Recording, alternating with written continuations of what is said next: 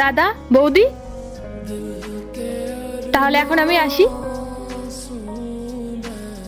আরে দাঁড়াও দাঁড়াও, কোথায় যাচ্ছ তুমি? তোমার জন্য একটা গিফট আছে, সেটা তো আগে নিয়ে যাও।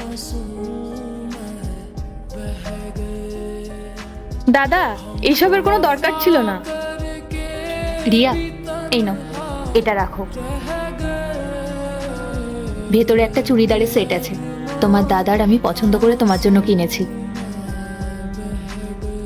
কি গো, টাকাটা দাও।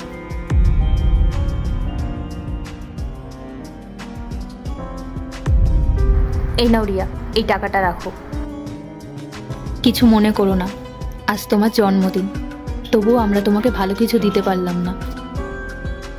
আসলে তোমার দাদার কাজের জায়গায় একটু সমস্যা চলছে, তাই আমাদের একটু হাতটা টানাটানি চলছে। আর দেখো, যখন সবকিছু ঠিক হয়ে যাবে তখন তোমাকে একটা সুন্দর শাড়ি কিনে দেবো, আর অনেক আদর করে টাকাও দেবো। এইসব তুমি কি বলছো বৌদি? আমার সব টাকা পয়সা কিচ্ছু চাই না। আমার কাছে তোমাদের ভালোবাসা আর আশীর্বাদটাই সব থেকে বড় উপহার। এবার আমি আসি, ছোট বৌদির সাথেও দেখা করতে হবে। পূজা, আচ্ছা শোনো, আমি এখন কাজে বেরোচ্ছি, যদি কিছু আনতে হয় বাজার থেকে তাহলে আমাকে বলো। না না, কিছু লাগবে না।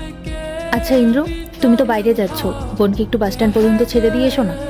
আচ্ছা ঠিক আছে, আমি ওকে ছেড়ে দিয়ে আসছি।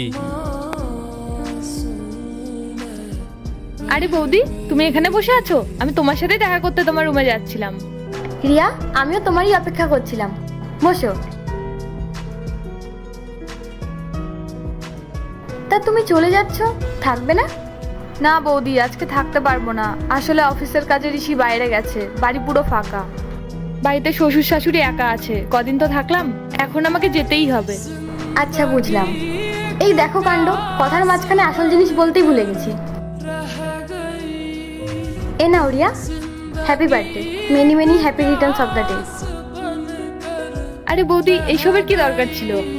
কেন দরকার নেই? তুমি আমার একমাত্র ননদ, তোমার জন্য করবো না তো কার জন্য করবো? থ্যাংক ইউ বৌদি, দাদাকে আমার ভালোবাসা আর প্রণাম জানিও। তা তোমার বড় বৌদি আর বড়দা গিফট হিসেবে কি দিল? বড়দা আর বৌদি আমার একটা দামি শাড়ি আর 1000 টাকা দিয়েছে। এরপর কি হলো সেটা দেখার আগে তুমি যদি এই আল্লাহর দুইটা ছবিকে মন থেকে ভালোবাসো তাহলে ভিডিওতে লাইক করে চ্যানেলটি সাবস্ক্রাইব করে দাও, আর যদি না ভালোবেসে থাকো তাহলে কিছু করার দরকার নেই, আর কমেন্টে লিখে যাও আমিন।